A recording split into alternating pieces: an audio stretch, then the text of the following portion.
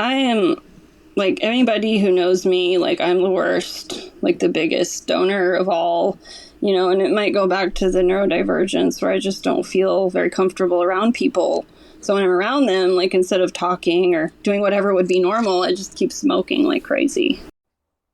Hello, welcome to Recovery Demystified, a show where we explore our relationship to substances from a radical, non-religious, and empowering lens. Our sobriety is not a purity contract. It is an invitation to become curious about ourselves and find our own unique paths to growth and healing. If you've been questioning the role of alcohol or drugs in your life and haven't found the resources that you need, you're in the right place. Let's get started. Hello. Welcome back to Recovery Demystified. My name is Early. I'm so happy to have y'all here today. Today I'm excited to share with you my interview with Annette. And it's a great interview. I love that she talks about her struggles with weed addiction. And I'm really grateful she came on the show because there are a lot of folks out there questioning their use of weed. And for some reason, a lot of times weed addiction gets swept under the rug because the physical repercussions of smoking weed are not as immediately dangerous and life-threatening as a lot of other substances. So people think oh, you can't get addicted to weed. It's just weed, However, there's a ton of folks out there that are questioning their use of weed and have an addiction and have physical withdrawal symptoms, and it just doesn't get talked about enough. So I'm extremely grateful for Annette coming on the show and talking about her struggles with that, in addition to her struggles with alcohol. And after our interview, Annette asked me to include a few things that she forgot to say.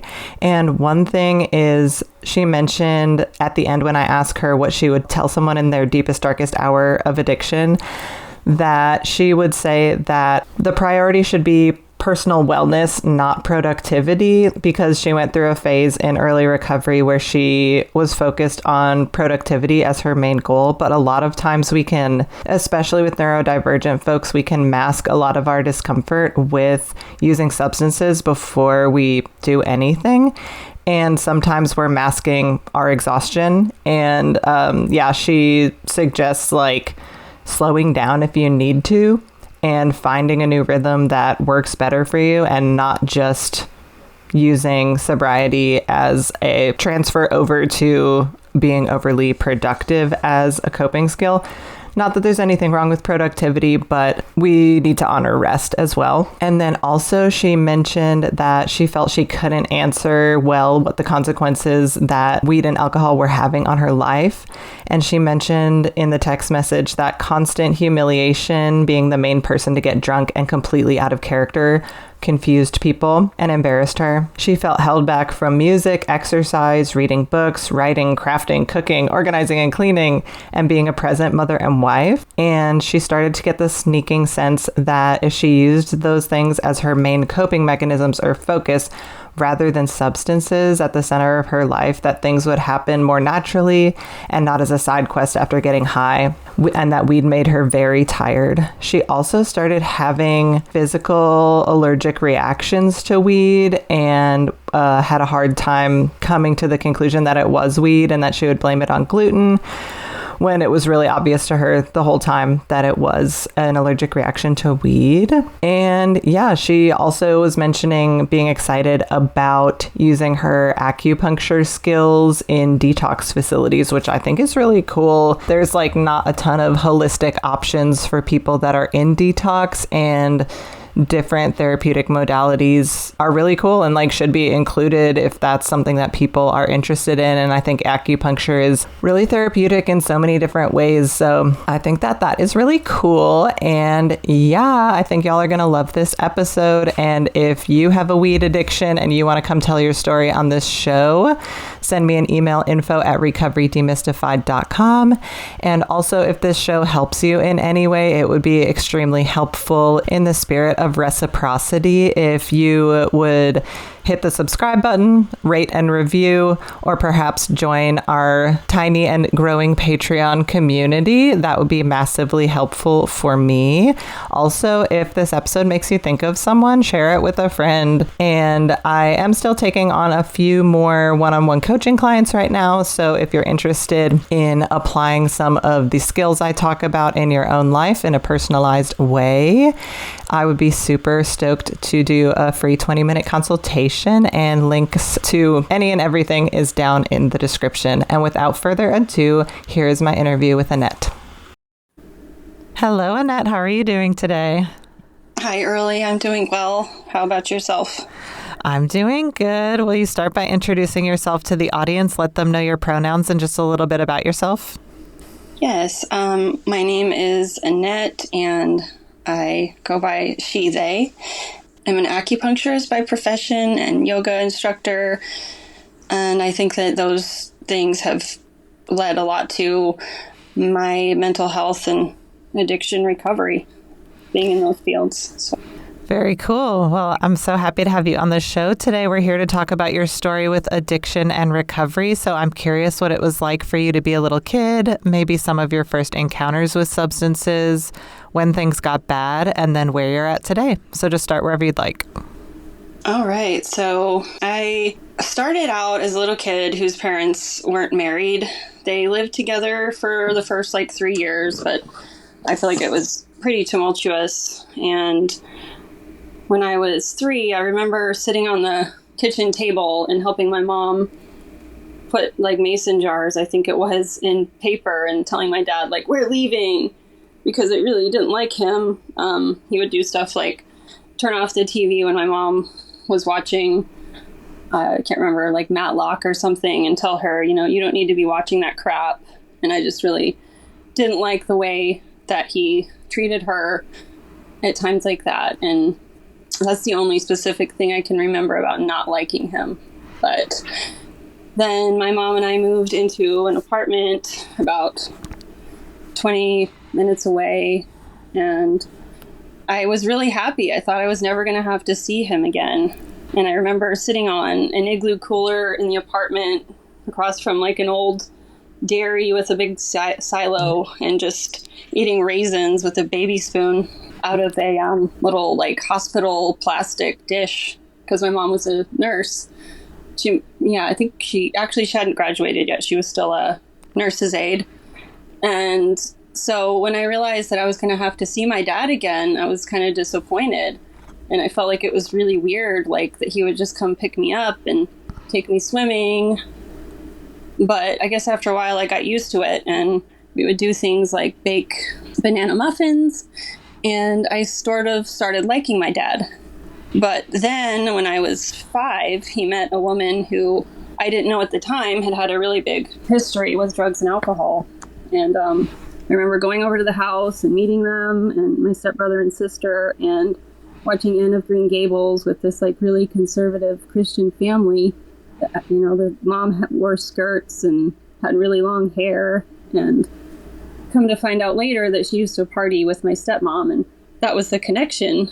But I didn't really understand, because my dad and his friend were both into marathons and being super healthy. Of course, that can be addictive, I guess, in itself. But it wasn't long before my dad moved this woman into our house, to his house.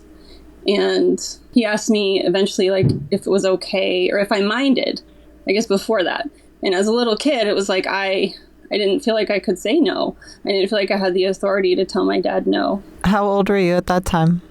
I was 5. That's a lot to have go on, even just in those early years, and have so much visceral memory of it. And I guess what my mind thinks when I hear you have such detailed memories of it is that probably some of it feels traumatic, because usually we only get those really detailed memories early in childhood when something really sort of scars us. And I'm curious, looking back, what do you think about that sort of fear that you had of your dad at such a young age?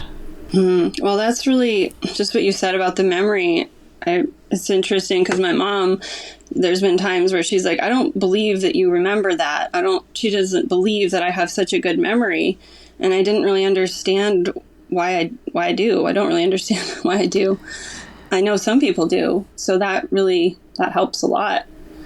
The way you explain that it can be linked to trauma. So what do I think about being scared of my dad? Well, I mean, I still am. Like, I still just have this strained relationship with him where I don't know how to be around him. I don't know what to say to him.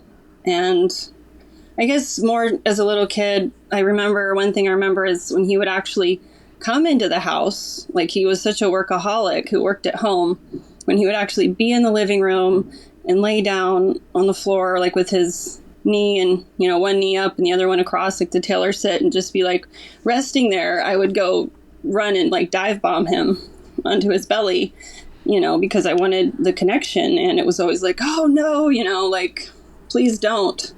Like, he was scared of me in that. And so I think that he's just always been way off in his own world. Like, even when there's people at his house, and my mom would say that he would go do a lot of jobs for people. Like, he was like building carpentry, and they would invite him in for dinner afterwards. And he would not tell them that he had like a woman, like she wasn't his wife, and a baby at home. And he would just eat dinner and leave us out. He was kind of like ashamed of us for some reason, it seemed like. That must have been a hard environment for such a little kid to grow up in. And I mean, they say your hippocampus, which is what creates memories, doesn't fully form until you're 4 years old. But I think that probably all people and all children develop at slightly different times. And I think if you have a memory, then it belongs to you. Was there any addiction in your family growing up? Yeah, well, I mean, my parents, they would drink kind of casually, and I remember them like letting me have a sip of beer or a wine cooler when I was like probably 4 years old, or maybe even earlier. And so that just seemed normal.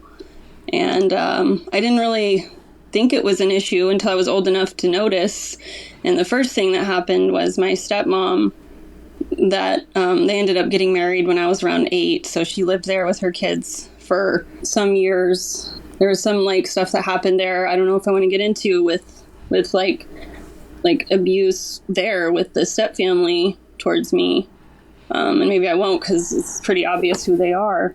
But when I was 13, their marriage was kind of breaking down, and my stepmom had decided to stop commuting an hour to her job that she had had the whole time since I knew her. Started staying home and sewing bear rugs, because my dad's a taxidermist. And that was when her drinking really took off. And she would say things like, you guys can get a movie if I can get wine. And she would drive down to the gas station, liquor store, video rental store, and she would get, I don't remember if it was like a bottle or little bottles, but she would chug wine once we got onto the dirt road. And her daughter was probably old enough to drive at the time, so I don't think she was driving while she was chugging wine. But she was chugging wine and hiding it, and I would tell her, I can tell when you're drunk because you start slurring. Instead of saying shut up, you say shup.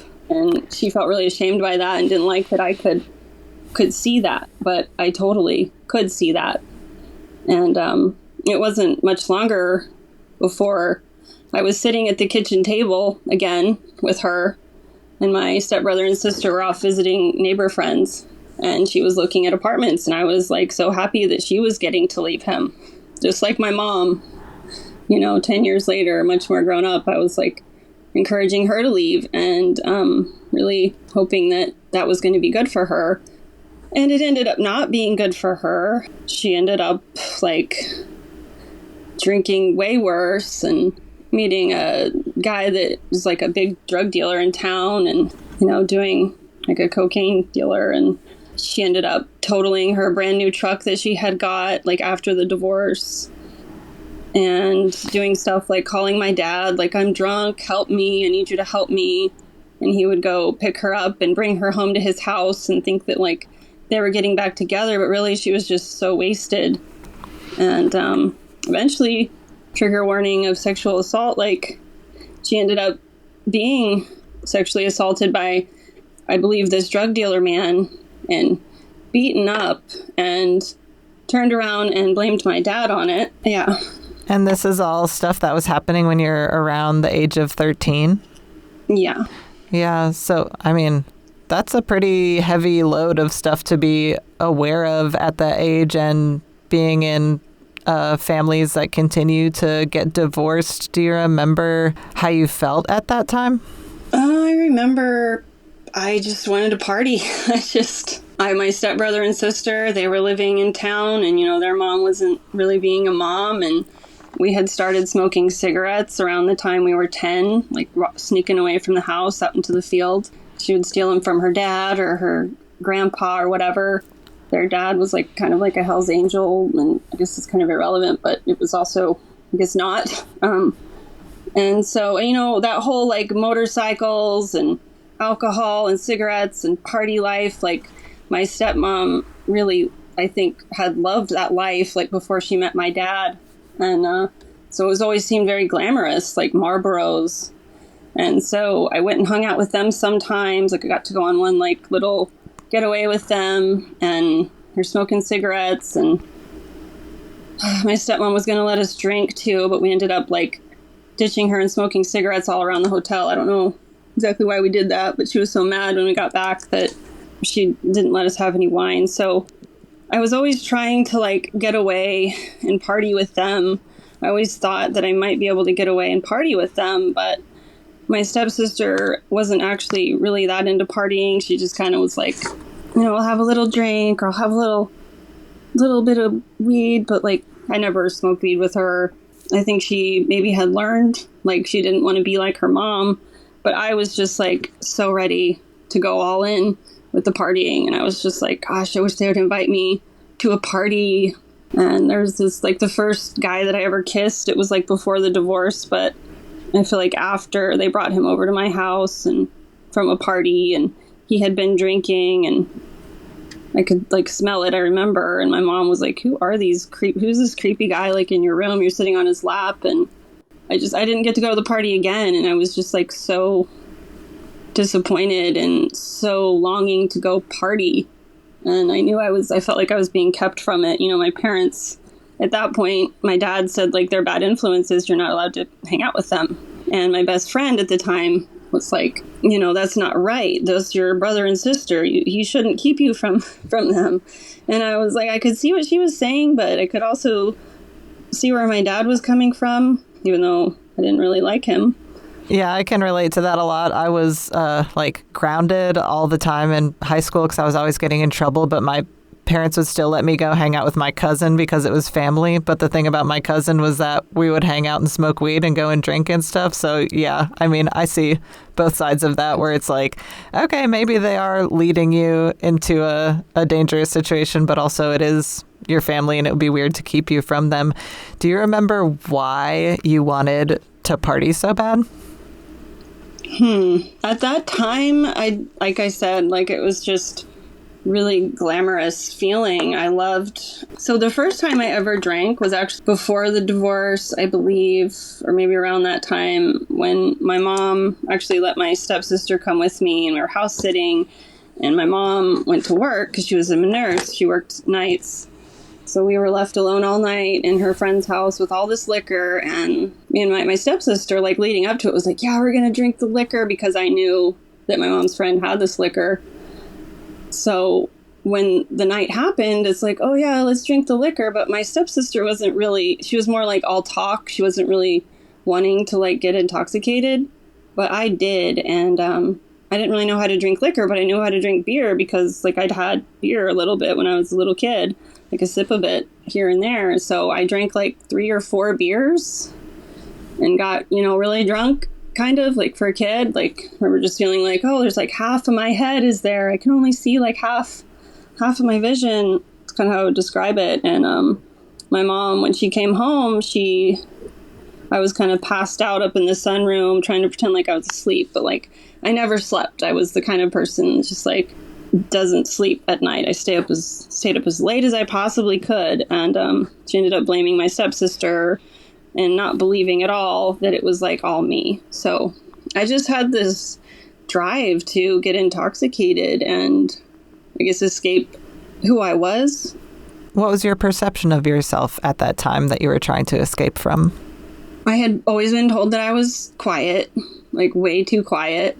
And I don't remember exactly what they would say about me, but let's think I would have been about 12. So I had been to a couple of different schools, and I knew that at the Christian school I'd been at since I was 8, I was having trouble making friends.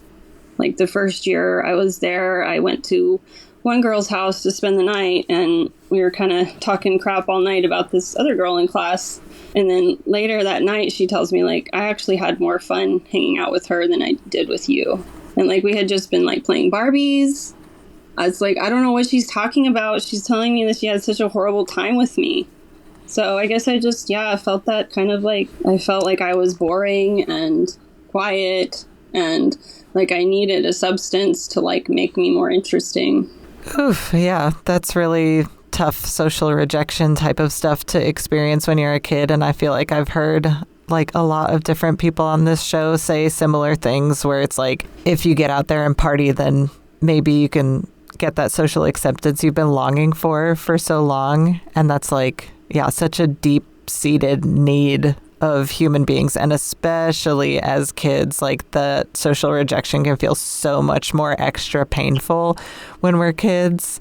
Are you comfortable sharing if you are neurodivergent? Yes, I am comfortable. I would love to talk about that because I haven't been like diagnosed or anything, but I relate so much to the stuff I read online now and everything. And like, I think stuff you've said and the interview that you did a couple of days ago, I think, the second one back, she was talking about, I think, being ADHD. And so I feel like that is, now that I'm trying to like, I'm like completely clean and sober right now. Now that I'm here, I feel like that has been my biggest reason for using, like, to kind of dampen the overwhelm that I feel, to not have to kind of put a veil, to use one of my old teacher's words about smoking weed, like it puts a veil between me and the world where things, look a little bit, maybe not how they look, but it's like a separation. So I feel like with having that separation, I'm able to better function in the world. Like I feel like I'm protected.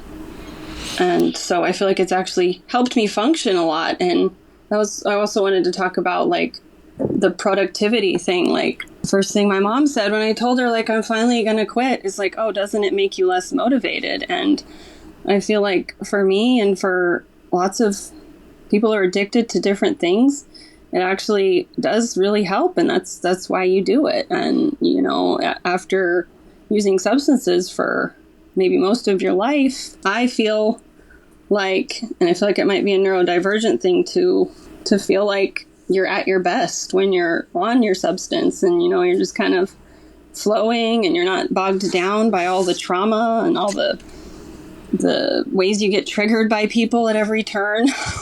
Yeah, I mean, there's a reason why substance use disorders are like 2 to 3 times more likely for people that are neurodivergent. And a lot of it has to do with stuff that you're explaining, like the need to like mask in social environments to try to make people like us when we don't feel good enough. And then the need to dampen down maybe like sensory things that are overwhelming. And yeah, I mean, substances, they provide a service and they help with certain things, but then there's also the flip side of the coin, which is all of the consequences. And I mean, if I could be drunk every day with no consequences at all, life would be a totally different story. But yeah, thanks for sharing that little bit about yourself. I'm curious how the rest of your teenage years went. Okay. So obviously I didn't get to party with my stepbrother and sister like I had wanted to, but I did end up getting to party. So I guess I'll start with freshman year. Freshman year was an awful, awful time for me. I had gone to So this was also before the divorce. In 7th grade, me and my friend, she was from public school, and she was kind of new, but we had become best friends after a couple years. There was a couple times where her parents left us alone in the house, and her grandparents like had really bad addiction issues, and she had like a young step grandma, and she wasn't really allowed to hang out with her cousins or over there very much. But when she did this one time, she filled her water bottle with liquor. And so we got drunk a couple of times, like at her house while her parents were out. And I was like, wouldn't this be a great idea to take it to school? So we took it to school one time and everything was okay. But the second time I did it, for some reason, my stepbrother decided to tell on us. So I got kicked out of Christian school, kind of towards the end of 7th grade. And then I had to go to public school. And I didn't know anybody. I didn't have any friends. My best friend from 3rd grade, she wasn't involved in this. And my other best friend who I did it with, she got sent to a different school. So I didn't have any friends. And I just remember like walking around alone at lunch sometimes. I did make some girls that I would like hang out with occasionally, and they were nice. But the next year, both of my best friends, the one that I'd got in trouble with and the other one, we all were at the same school. So it was kind of like, it was on. It was crazy. But I guess the worst thing that happened, well, one of the worst things that happened was I met this guy in my art class. I was really bad at art. I was really bad at pottery. So like he was like, oh, I can help you. So I let this guy help me. And, you know, I don't know why. One day he hands me his keys. Something like, do you want to skip school? And this other girl that I was friends with in art class, me and him, said, you guys come skip school with me. And I was like, I didn't really know why. I just thought, wow, that sounds cool. You know, like novelty seeking, hated school. Like I can leave. I can just leave. And he handed me his keys and told me to meet him at lunch. And so I remember I had these keys that were like a big pot leaf on it, like in science class. And like, does anybody see these? I was kind of like proud of myself. Like some random older guy gave me his keys. And so we went with him at lunch and he drove out to a creek, like in the woods, and he pulls out his bong and he's like, you know, I'm like, what is that? You know, and I end up taking a hit of it or whatever. I don't know how many. And that was my second time, I guess, getting stoned. I had a little bit with my cousin in North Carolina the summer before, like one time. And so I just was like, it was so crazy. I just turned into this weird person that like told the other girl like to go away. I was like, just go away. You're not here. I guess she told me that after. I didn't remember. And when he said we had to go back to school, I got really freaked out. I was like, I have to go back to school now? Are you kidding me? And I remember when we were driving back towards the school, there was a cop in front of us, and I like grabbed the wheel and yanked it to the left. Like, you can't go that way, there's a cop. And he yanked it back, and luckily the cop didn't notice anything, and we went back to school, and we could see that there were teachers like looking for people, like kids who had like left, it seemed like, and I just kind of snuck back in and blended in, and he's like, just go hang out with your friends, act like everything's normal. And so that's what started that whole thing with that guy. Like, that's the guy I lost my virginity to. That's the guy that, you know, I think got me really hooked on weed. And he was 17 and I was 14, and I wasn't like attracted to him at all. Like, at all. I just liked the attention and I liked the weed, you know, and people were saying things to him like, she only likes you because of your truck, or she only likes you because of weed. And I found that so offensive because like he was somebody that I actually felt safe around versus all of these like jocks judging our relationship. So it kind of sounds like the first time that you smoked weed, it was like kind of scary, or was it enjoyable? Like, why did you keep smoking after that? Oh, well, geez, I feel like, I don't know if it's a neurodivergent thing, but I feel like I do like this, I like crave intensity.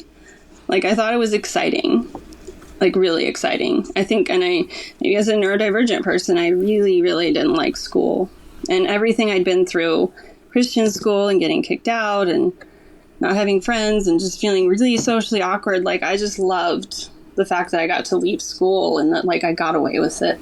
Yeah, that makes sense. I mean, that like the dopamine seeking, the excitement seeking thing is definitely a neurodivergent trait. Did you graduate high school? Yeah, I did.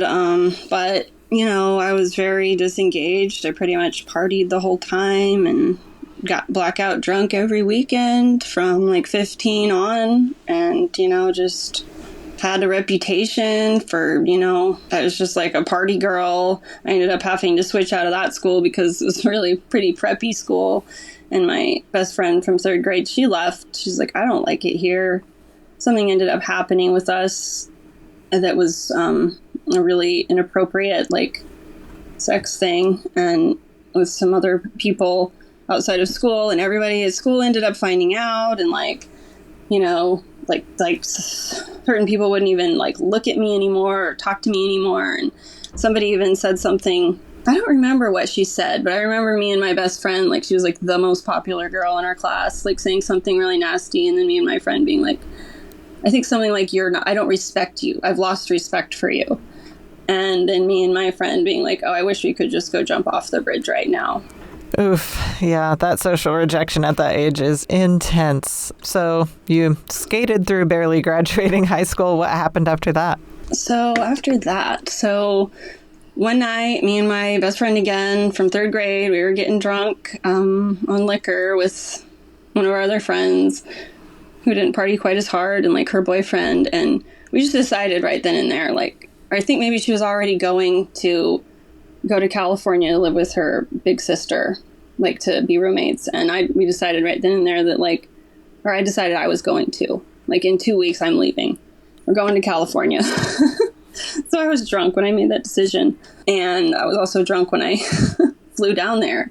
My dad told me, when I told him, he told me that I was going to ruin my life. He called me back a few days later because his new wife, I guess, told him that was mean, and he apologized. And so, yeah, I just remember, like, this was wasn't before 9/11, but it was before the restrictions on the liquid. So, like, I had a full bottle of rum that we took on the plane, and I think my mom kind of knew I had it. And, it wasn't in a rum bottle. It was, like, in something else. I don't remember, probably water bottles, right?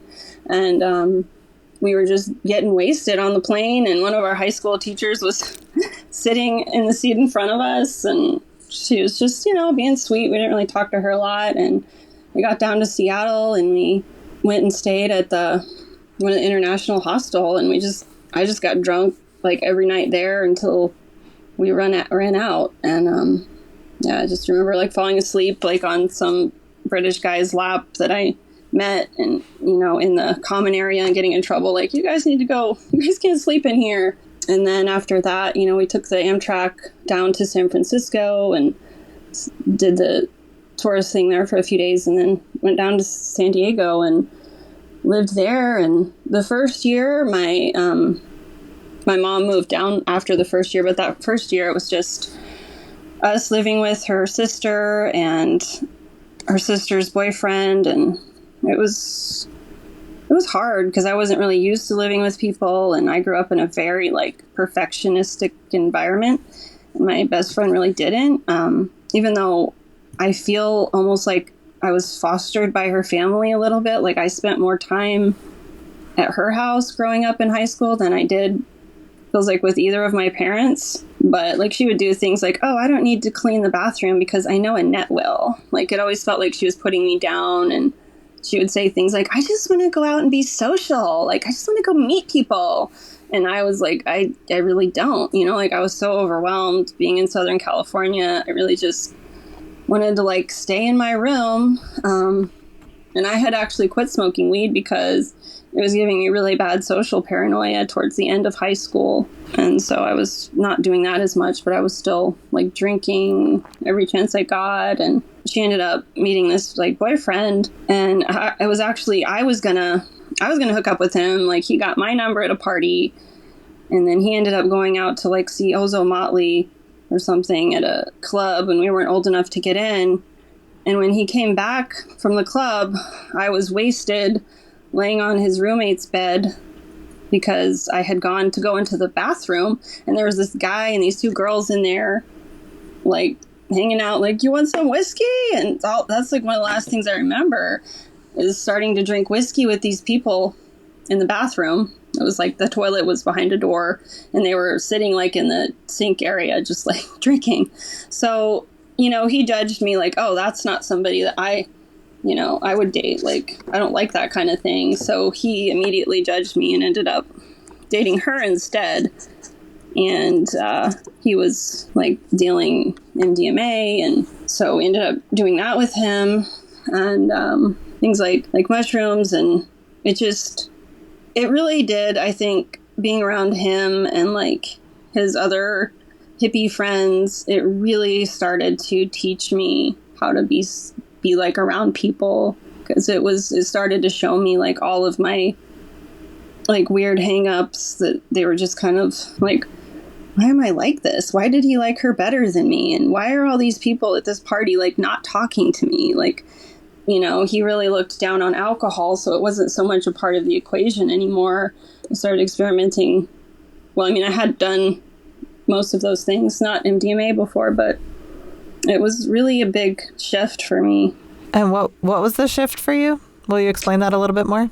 I guess like doing MDMA and hanging out with people like at like techno parties, like in the mountains of the Sierra Nevadas outside of LA, like doing LSD like once. And gosh, I just realized this gets crazier than I realized. It started out pretty mellow, but yeah. The shift for you was the shift into doing like harder drugs. Is that what you mean? Well, no, I mean like, it was like good, like, because I wasn't drinking alcohol anymore, and I was around a more like conscious crowd, like people who like were about like, you know, community and being kind and sharing food and camping out and like creativity. You know, like these California parties have like a DJ in the woods, and there's these people that are like, their clothes are like this amazing fashion thing, or people are just amazing at like hula hooping, and you see people with these amazing dreadlocks, and you're like on this, you know, it was like a Indian reservation, and there's like a waterfall that goes into a pool, and it's just so magical, like, you know, you're in heaven, and there's just like all these ladybugs flying across the path. And it really started to open my mind. Like, even though I was still partying, I felt like I was starting to learn how to be more of a positive person. Did it feel like a more authentic experience of yourself, or like a more authentic connection with other people because of their open-mindedness? Yeah, it definitely did. It was like, instead of just drinking and being crazy and passing out, it was like, you know, trying to figure out who am I and where do I fit in this community. And, you know, not getting like, you know, this guy, her boyfriend, he was really just against like anything that dampens your consciousness. You know, it's more about like consciousness expanding, and alcohol just like dampens your consciousness, is kind of how he looked at it. Was that the first time in your life that you had started to question your use of substances? Yes, I believe it was, for the most part. What happened after that? I don't know if I want to tell this part. There was one night where things got really bad, and I kind of had a psychotic episode. And so I stopped hanging out with all of them, and I just kind of went really, because the drugs, like, too many drugs. I started doing yoga around that time too. And I think like they talk about like, I don't know, like I think my ego was like really big, like, because I was like, I'm doing yoga now, and then combined with the drugs, and then combined with all the other drama that had happened, I kind of like lost my mind, and then I couldn't be around those people anymore because I was way too ashamed and embarrassed.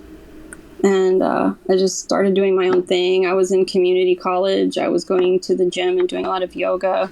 And my mom was there, so I was living with my mom. And I really, again, went back to I remember I wrote my best friend a letter, like, let's put this all behind us. And she thought I meant that I didn't want to be friends anymore. And that's really not what I meant. But I was actually really relieved, because she'd been, just like I said, kind of irritating me for years. You know, pushing me to go to these parties and like do these things and always go out and be social.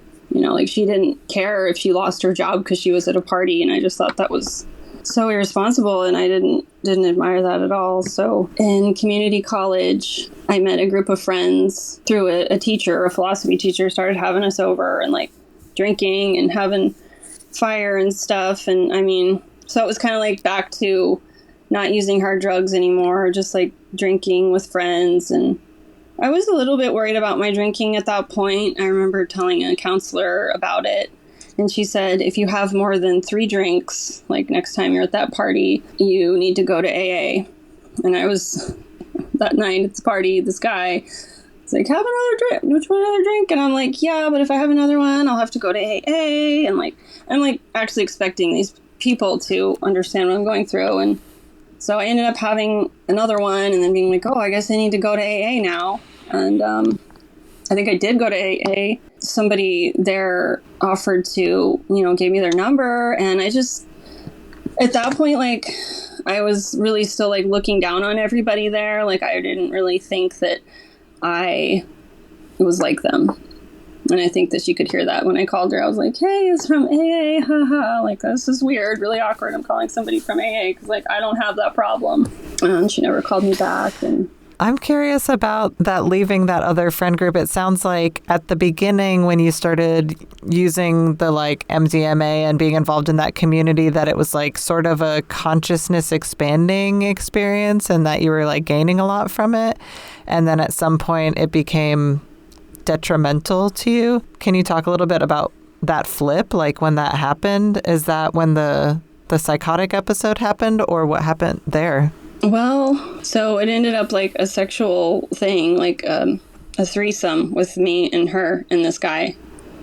And so I think that started like so much resentment in me, because I didn't necessarily want to have the threesome. It was like one night after we did a little bit of mushrooms and a bunch of coke, like at this party with people, and it wasn't fun at all. I was trying to go to sleep with a bunch of guys in the living room, and she comes out there in a sheet and drags me into the bedroom without saying anything, and they like throw me down on the bed and start kissing me. And yeah. That's really scary. I'm so sorry that happened to you, and that would make sense why you would want to not be a part of that group anymore. I'm really sorry that happened. Yeah, so like what happened was when I was at a party, I think that there was 2 threesomes. And then a while after that, I was living with my mom, and I went to a party, and this guy gave me like 2 MDMAs when, I usually only take 1 or 2 really spaced out. And I just started like trying to go after that guy, like feeling like, oh, we have this connection, like it'll be okay. And he just like pushed me away. And then that's when I freaked out and started screaming. Yeah. And that's when it felt like a psychotic episode, was when you had doubled the dose? Yeah, and I mean, it was like they were doing coke in the room, and I went in, I felt left out, and they didn't have any left for me. And so like when everybody left, I went back and tried to do some, but there wasn't any there. And this guy saw me, and he went and told everybody that I was like doing coke in the room by myself. And so that was like part of the story, was everybody thought that I'd done too much MDMA and a bunch of coke, but I hadn't done any coke. I'd just done the 2 MDMAs, and there might have been mushrooms involved too that night. I don't really remember, but yeah, I completely lost my mind. They had to like hold me down for hours while I screamed and tried to like, get away and get at the guys I wanted to be with. And they had to sedate me. I think they gave me something. Yeah. So I couldn't really get out after that. That's a lot of scary stuff to all happen at once. No wonder you wanted to change. So then that's when you started going to the community college? Well, I think I was already there because I remember going back to school, and it was summer, and I had worn the skin off of my elbows that night from like rug burn from struggling, from being held down. And did you stop using drugs after that and went back to drinking? Yeah, pretty much, because I didn't have access to drugs anymore. They were all up in LA. I was in San Diego. It was pretty easy to not see them anymore. Yeah. So then you had that experience at that party where you had more than 3 drinks and you went to AA and felt like you didn't belong. What happened after that? I just kind of drank with my mom and her coworker. Like, we would go out and go to this gay bar and have like margaritas and go around Hillcrest in San Diego to different bars. And it was just, and smoke cigarettes, and it wasn't, it was an okay time. And I made a friend, and we would go out and have mimosas sometimes in the morning, and we would go out and have beers sometimes. Like this one time at a bar, random guy just like kissed me, and it freaked us out, and we just like left our beers there. So like I felt like I was moving towards more of an innocence and more of a like my own self, not just like tagging along with my best friend since I was 9 years old. And I really liked weed, but I didn't know where to get it. I would try to get it from my best friend's sister, but they would like pretend like, I don't know, they weren't home or something, and they would never call me back. And eventually I went over to my neighbors, and it was a gay couple and their friend, me and my mom, they invited us to go see John Fogerty and John Mellencamp, and I smoked weed with him. And so then I went over there and I asked him, like, do you know where to get me weed? And he got me weed. So I got to be stoned for like 2 weeks or a month or something on that. And I ended up telling his friend that he got it for me, and he came and knocked on my door. I was like, what, am I in trouble? And he's like, yeah. So I go over to his apartment, and he just like, lays into me about how I wasn't supposed to tell anybody, and he could get in so much trouble, and I don't know. And he would see me just kind of like stoned hanging around the apartment building and roll his eyes. And that was really hard, like when I had to ride in the elevator with him. Oof, yeah. At what point did you start to realize things were a problem for you? Gosh, so it was when I was like 27, and it was because I was just smoking so much weed. Like I was like, okay, if you're doing something 24/7, like it's obviously a problem. I want to stop. I feel like I can't breathe. It's like chain smoking. Like, this is not good. And so I went to a talk at Acupuncture clinic after my grandma died. It was about grief. And he was actually an Orthodox priest. He said that he was an addictions counselor. So I went and saw him. And I was like, I really want to quit smoking weed. And he was kind of like, okay, well, and I was like, but if I quit smoking weed, then, what am I going to do when I have a hangover? He's like, well, you could quit drinking too. And I'm like, but how am I going to do that? I'm like, I've wanted to quit drinking for years, but it's just like such a thing in my family. My stepmom, she's always like, let's have some wine, not the really alcoholic one, but the next one, for instance. I just felt like socially there was no way I was going to be able to quit drinking, but I did, like right then and there. I was like, okay. And then I ended up being like, oh, I need to get my wisdom teeth done, blah, blah, blah. So can I take the painkillers? It's like, oh yeah, if it's prescribed.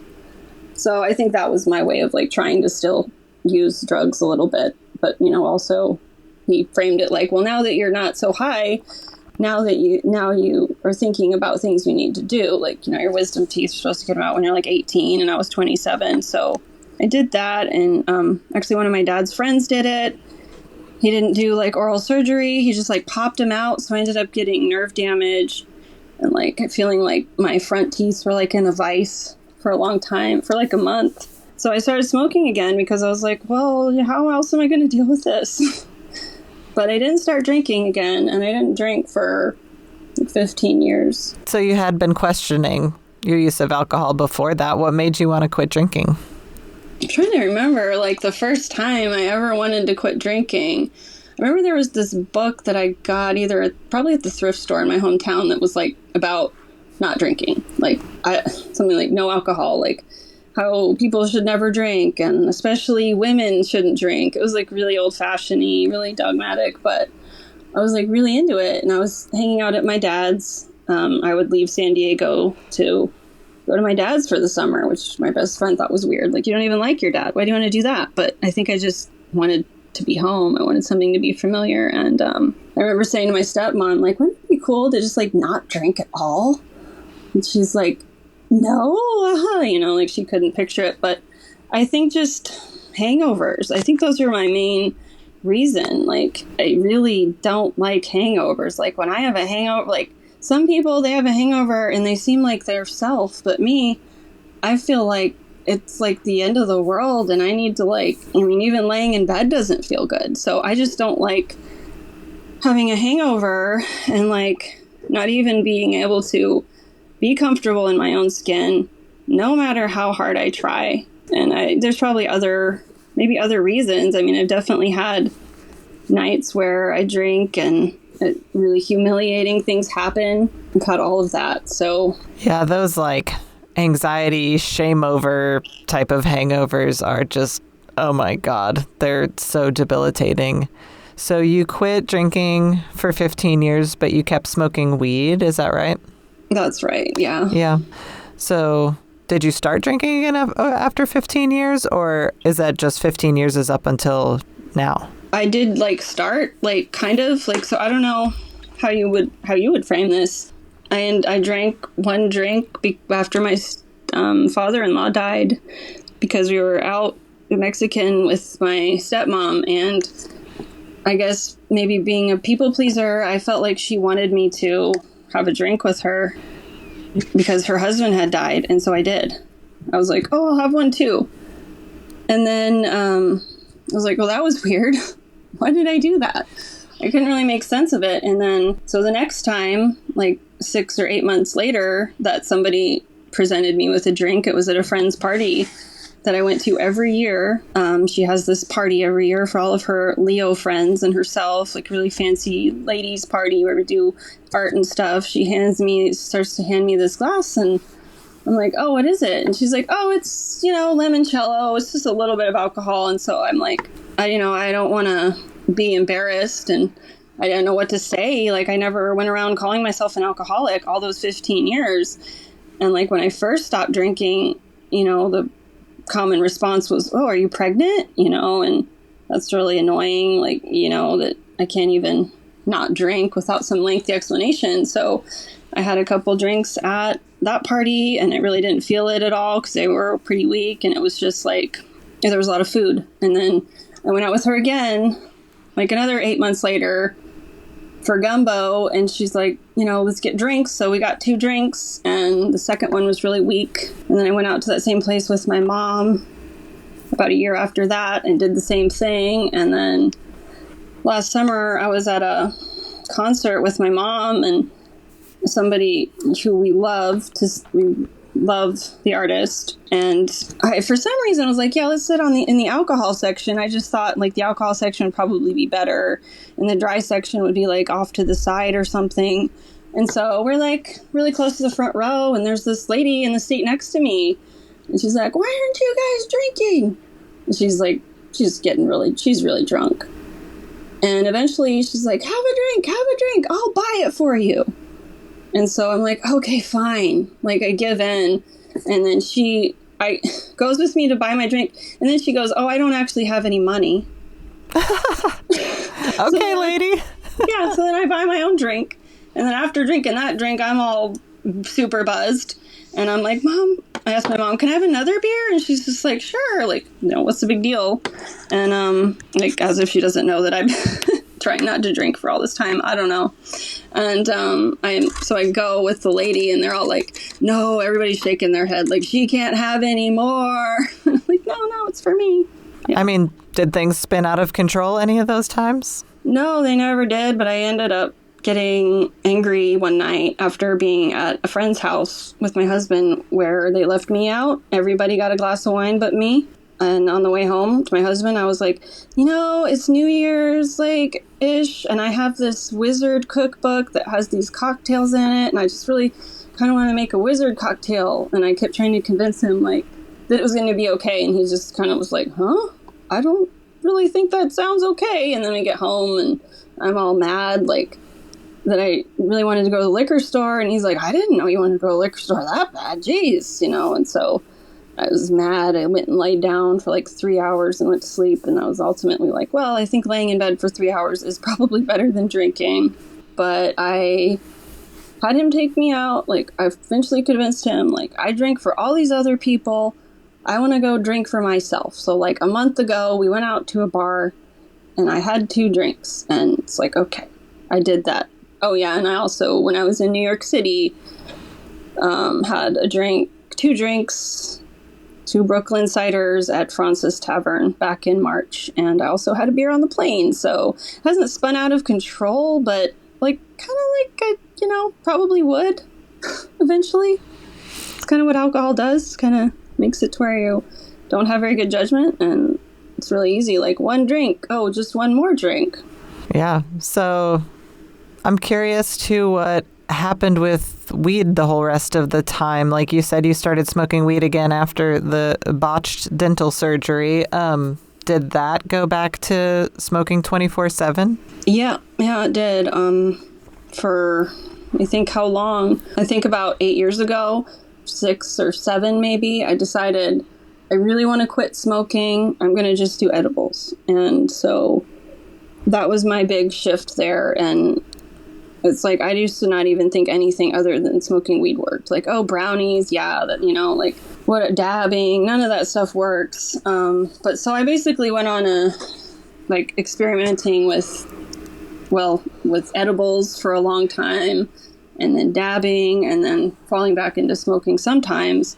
But at first it was like I was doing edibles 24/7 and thinking that was better. And I remember going to a job interview at a hospital and being really stoned on edibles and having really bad cotton mouth, and these people were really intimidating, and I felt like they could tell. And so it was in the beginning, I was telling myself having a huge, strong butter hot chocolate is fine because at least I don't smell like weed, or, at least I'm not smoking weed. So that's what I called sober for a while, was just doing edibles.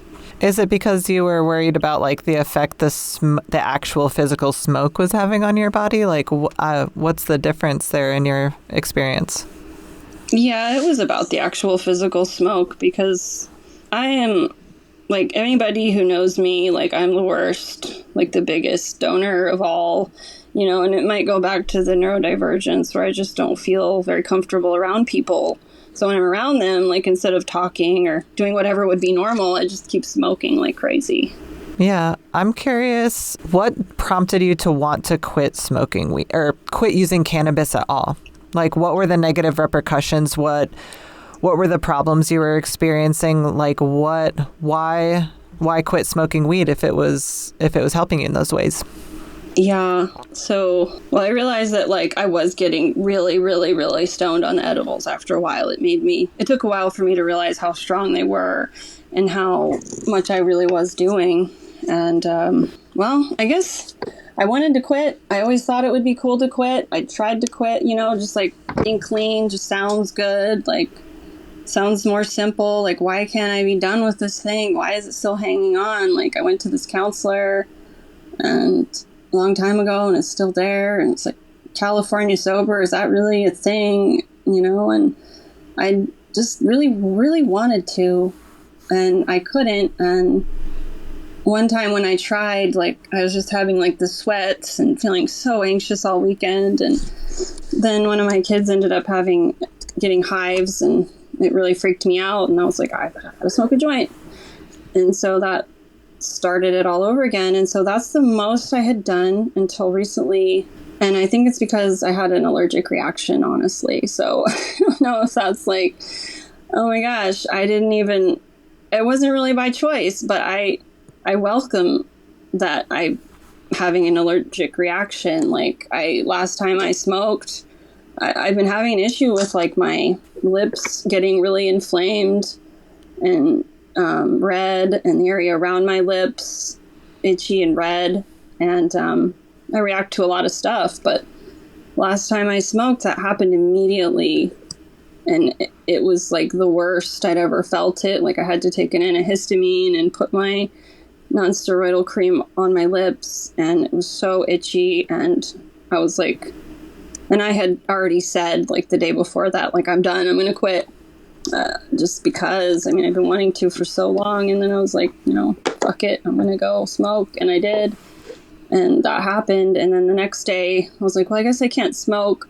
I'll have some of my hot chocolate. And it kind of happened again within a few hours, where I got all inflamed. And then I quit for 3 days, and it happened again. And I was gosh, what is going on? Is it my thyroid medication? I think it partly is, but now that it's been longer, it hasn't happened since then. Other than the allergic reaction, what were the negative repercussions of smoking weed or using that much cannabis that made you want to stop? Or was it just that desire for clear-headedness that you were talking about earlier, a desire to experience life in a different way? Was it negative repercussions, or was it looking towards something positive? Gosh, it's really hard to say. I feel I think it was looking towards something positive. But since I quit, like, I've had brain fog, and I can't really, like, those first few days sort of all run together. And so I can't really remember very well what I was thinking. I don't know. And yeah, I guess just to be clear-headed, because I am dealing with a lot. I really want to be a healer or somewhat functional as a medical practitioner, and I'm dealing with so much. Like, we have a business that I do a lot of the back end stuff. I don't do any patient care because I don't know, people are overwhelming. My whole life is really overwhelming. And I think just to, like they say, your life's unmanageable when you're like using. I just definitely feel like my life is unmanageable in a bigger way. And, as soon as I quit, it doesn't like get better. Still hasn't necessarily got better, but just like for any chance that things might get better. Yeah, I think I'm looking towards that I might have a cleaner house and not suffer so much from all of these other little addictions also, and things that happen, like hoarding disorder. It's like, that's an issue. And just overspending, that's an issue. Like when we were in New York City, my kids were getting mad at me for buying myself stuff and, living to go to New York, bought a designer bag recently, and I had to buy the designer bags on Canal Street. So I just feel like, this priest that I saw a long time ago when I stopped drinking, he really laid it all out, like what the addictive process is doing, whether it's weed or cocaine or chocolate or coffee, like anything can be used compulsively. And when we do that, we're not, I don't know how to explain it, but like not settled in ourselves, or not really acting from a place of our own will, or just acting out of compulsion. And I feel like with the ADD or the neurodivergence, it's just like being really compulsive can just like really take over. And I want to have more autonomy over what I'm doing at all times. Yeah, that makes sense. There's like a lot of issues with the executive functioning in neurodivergence, and a lot of that has to do with impulse control. And then when we get addictions, that further weakens the part of our brain that is responsible for impulse control. And it makes sense too that like at first when you've quit something, that you get that brain fog and you don't immediately feel better. Like it's like a withdrawal period, and your body, it takes a long time to try to get used to being in a different experience, and your body is going to like try to make you do anything it can think of to help soothe that discomfort. So yeah, whether it is like spending or hoarding or going back to smoking weed, like it's all self-soothing behaviors, and it makes sense to be drawn to those types of things. What have you been doing in the early days of quitting weed to be able to survive? Wow. Well, the first few days were so rough. I'm just like thinking back to that weekend, and it's beautiful. I feel like even to go through a hard time, I always look back and I just feel like so bonded to the things that helped me. And those things, one of the first things I did was bought the season of Celebrity Rehab on Prime, because back when I first wanted to quit, before I quit, like even drinking, I had watched that show and had quit smoking weed and was still drinking, but I was just like feeling like this show, and I'm looking so much better, and my mom's going to be proud of me. I thought that Celebrity Rehab was like going to get me through it. And over the years, I just really missed it and wanted to watch it. So I bought that and I started watching that last weekend. And then I also went to a dopey Zoom on Saturday. And I realized that I don't think that I could have gone to meetings back when I first quit drinking, because I was way too ashamed of myself. Like I didn't know how to face people. I didn't know what to say. I think I was ashamed of the drinking. Like now that I've distanced myself from it, I don't feel as ashamed around people. So I went to the dopey Zoom, and just like I've been doing a cleanse that one of our teachers gave us back in college, just just because I wanted to do it anyways. But I think it's helping. Like I have been relying a lot on like my herbal medicines. I've maybe been getting, I don't want to say too into them, but it's just funny because I've been making Chinese chicken soup with the herbs, and I've been doing my lemon balm and oat straw every day. Those are supposed to help with anxiety. And then on this cleanse, we've been doing these other teas. So, and then I do yoga and meditation almost every day. I started doing my Ashtanga yoga again, which is something I got into back in San Diego. And when I got to Oregon, people seemed like they looked down on it. Like, oh, that's too intense.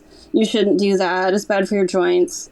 But I just realized that I really love it. And there was even a story with like the Grateful Dead and like Rocket Yoga about, it was like somebody rebranded it as Rocket Yoga and then used it in recovery.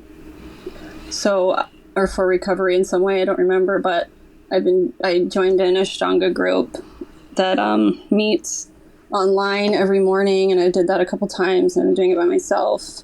And then I alternate Ashtanga with restorative yoga. Very cool. Yeah, yoga and meditation are both big parts of my recovery as well. And as I've done research into myself, I know I feel a million times better when immediately after I'm done with the yoga video and in the long term. And the interesting thing about both of those things is that they help regrow that part of your brain that is weakened when you get an addiction. And doing meditation and yoga strengthens our ability to exercise impulse control and all of the different executive functioning things that we struggle with as neurodivergent people. And I'm going to look up the study and try to link it in the show notes, but there is research that shows that meditation and mindfulness is like just as effective for ADHD as stimulants, which I think is really cool and like not talked about enough.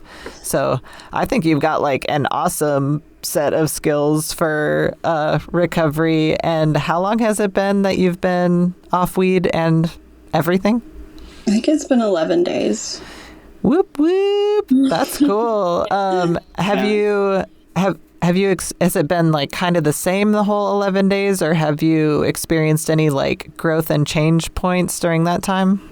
Yeah, no, it's been different. Like last weekend, like I said, I was like watching Celebrity Rehab and watching that show Glow, and I was just like, wow, Mark Maron's on here. He was at the DopeyCon. I didn't even realize when that show was, I was just like enjoying it so much.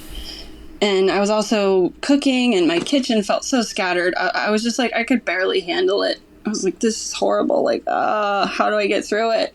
And I was doing a little bit of cross stitch and, taking my dog for walks, making sure to get exercise. Somebody on Dopey Zoom recommended that, like, exercise is going to regulate all your systems, like, weed, like you thought weed was. And so I feel like I started to come out of like another fog, like maybe day 6 or something. And at that point, I just remember saying to my husband, like, I feel so ashamed. I feel so ashamed about everything. Like, I feel ashamed about what just happened. And he's like, what are you talking about?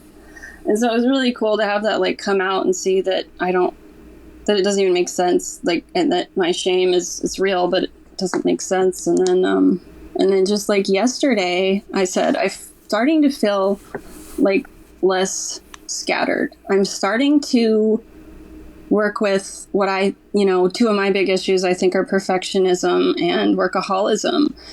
It's like, if I don't have to push myself so hard, I don't have to have a perfect house. It would be nice, but it's really very soothing. I think mostly that, just managing getting through my life without the perfectionism, or like when I have work to do, just like full steam trying to get it all done, but more like, okay, I'm going to do an hour of work and then I'm going to go rest, or just like resting after dinner, just resting when I need to. Yeah, I mean, man, it sounds like you've been through so much in 11 days, and that maybe there's like some turning points when like the substance is like more fully detoxed from your system, and encountering new emotions and being able to regulate them, especially through something as hard as shame. It seems like you're on an awesome path. What are your plans for the future? Well, I don't. Yesterday at the grocery store, I saw like a recovery service place that has been there my whole life. I stopped and talked to them. I would really like to work in addiction and recovery. I've always wanted to. Partially just because, I need to work. I don't so much anymore, but I used to need the money. And I remember a counselor telling me, like, well, you can't do that until you're completely clean from weed. And at the time thinking, like, that's so stupid. But I guess, I guess she's right. And that was like, a long time ago, like over 10 years ago. And so now that's just kind of what I'm thinking is like, maybe that's what I'm going to do. But I also realize I have a lot more further to go to like gain the clarity of like, I want to be able to help other people. Like, I feel like I've been trying to help people for a long time, but I haven't been able to because I've been too wrapped up in my own stuff. Hoping to get clear about whether I really need to help people and in what capacity, or if I just stay home and cook and clean or whatever, if that's what I'm happy with. But I plan to keep doing a lot of yoga and keep my acupuncture license active and to hopefully do writing at the very least, writing about all the different health things and, addiction and recovery and neurodivergence being a big part of that, I hope. I really would like to help people understand how hard it is to live in this society with neurodivergence and that it's not their fault. Yeah, society is definitely not built with our needs in mind. And I really love your idea of wanting to go on to work in the recovery field. And I think that that's super cool, especially because there's like a really special touch that people who have experienced addiction bring to people who are currently suffering from it. Like, of course, it's really important to have like doctors and therapists and blah, blah, blah, people with degrees. But there's something just like really special about talking to someone who can actually relate to the experience that you've been through. And I think especially with weed addiction, it's something that does not get talked about a lot. We have a ton of people at our support group that want help with that, but it's like society views it as like, oh, you can't get addicted to weed. It's like just a flower, man. But then there's like silently all of these people that are actually struggling with it behind the scenes. And I think that that's a topic that we need to talk a lot more about, and that people who are in recovery from weed addiction can support each other in that. So I think that that's really cool. Was there anything that we didn't get to that you wanted to talk about?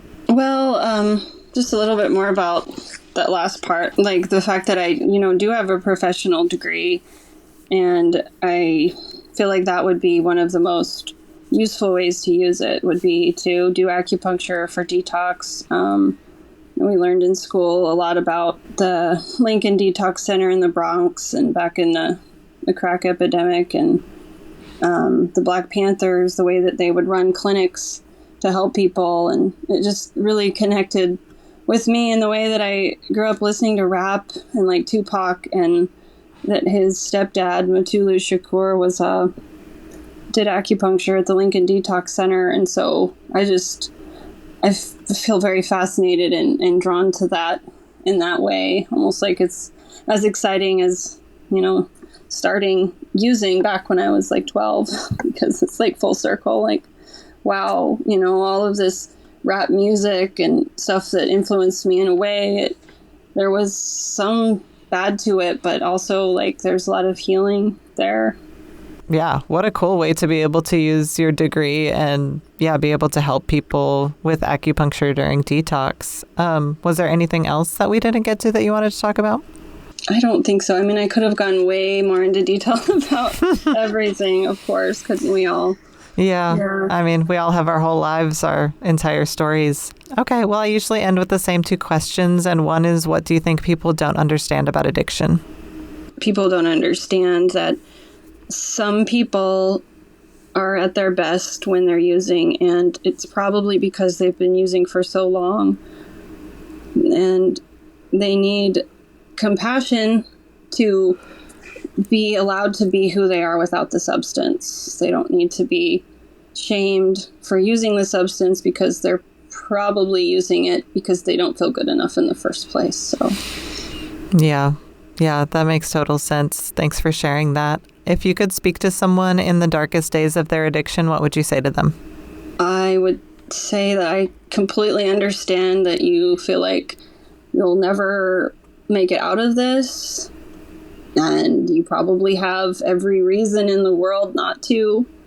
But if you at all want to stop suffering and, having this thing take over your life, start exploring ways to soothe yourself other than using that. Yeah, there's so many other different ways that are effective to, soothe whatever difficult thing people are going through. And it makes sense to use substances. But there's, just such intense consequences to it that going out there and exploring things like you're talking about, like yoga, meditation, acupuncture, there's so many other different ways that we can soothe ourselves that actually help us heal instead of like simultaneously harm us. So I think that's great advice. Thank you so much for coming on the show. I really appreciate your honesty and your candidness. And I'm really grateful for your time. So thanks for being here. Yep. Thank you so much for listening to everything early. It's kind of healing to say it all. So thank you so much. Thanks for tuning in to another episode of Recovery Demystified. If you like what you heard, share it with a friend or rate and review us so we can reach a larger audience. Recovery Demystified is produced and edited by me, Early Brunner. Stevie Pettit made our logo. Our beautiful theme music is by Logan Bragg. And our social media manager is Kaylee Bausch. We are entirely supported by your generous donations as a 501c3 nonprofit. You can find a link to donate in the description. May you be happy and free, dear listener.